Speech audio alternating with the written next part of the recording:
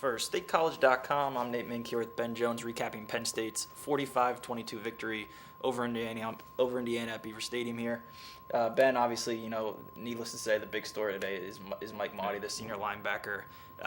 Left the game with a left knee injury. We don't know how severe it is. The diagnosis is not in. I anticipate they would do an MRI, and we'll find out early next week what the extent of that injury is. But obviously the sense on the sideline, he was carted off the field. He was on crutches after the game. It doesn't look good.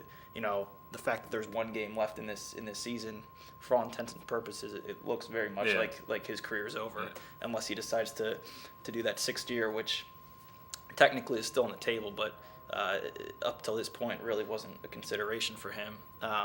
Just a devastating blow. Obviously, everyone around the program knows how much he's meant to it. Yeah. Ted Roof was in tears after the game, and that's a guy who's been his coach for 1 year. So you can already see the impact that a guy like Motti has had on this program, and even the new coaching staff just in the short months that they've been here.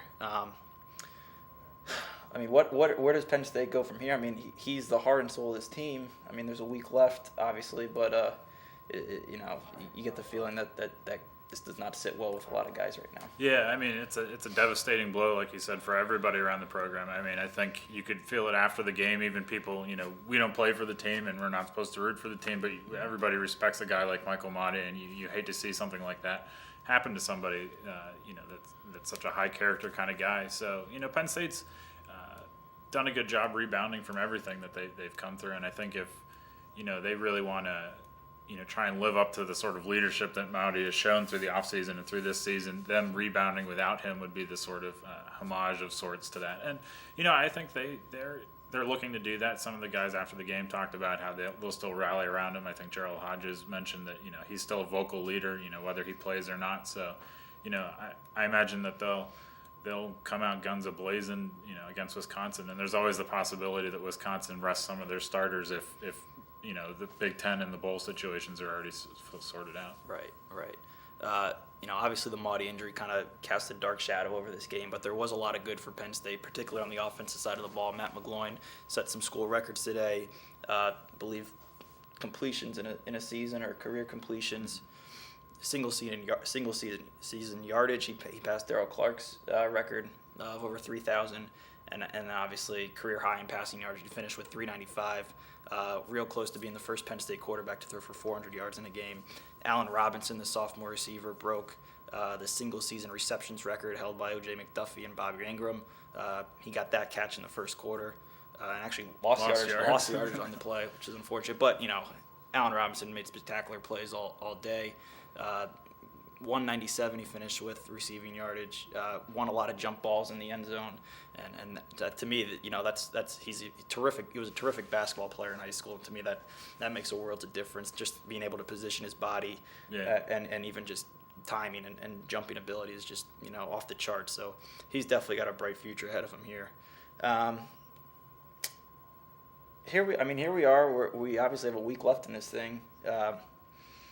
Bill O'Brien, guess it's worth mentioning in his post-game press conference, was asked again about his coaching future here, and once again avoided the question, I guess is a fair way to put it.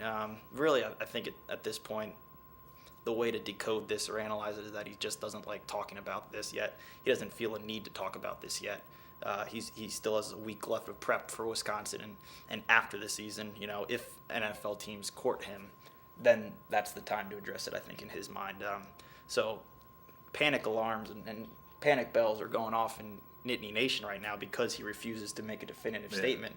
It looked like he was close to making it, but all he was going to say. But all he really said was that I'll be here for Wisconsin. For Wisconsin. So people will still be on edge a little bit, but it's still, I think, a long shot that he leaves. Going into next year, and really, kind of caught us off guard. We heard some rumblings of it. This is nothing to do with today's game, but the Big Ten is looking to expand with Rutgers in Maryland. A couple of reports out there tonight saying the Big Ten's in serious discussions and negotiations with Maryland and Rutgers to be the 13th and 14th members of the league. So that is certainly That interesting. would be interesting. I'd open up a non-conference game for Penn State in 2014 when they're supposed to go to Rutgers. So, Right. if you're a schedule guru, you can think about 2 that. sanction years still with no postseason play. So if they're trying to jockey that. the schedule around and get some premier games, I mean that's certainly an outlet. Unless, obviously this is way down the line. But if the Big Ten decides to do a 9-game league, then maybe Rutgers can still fit in there. But no, we are done here from Beaver Stadium. Penn State again wins it 45-22 over Indiana. Now 16-0 all time against the Hoosiers, and Wisconsin comes in here again for senior day, and that will be an emotional one after everything this senior class has done for this place over the last 12 months. So for Ben Jones, I'm Nate Mink, statecollege.com. See ya.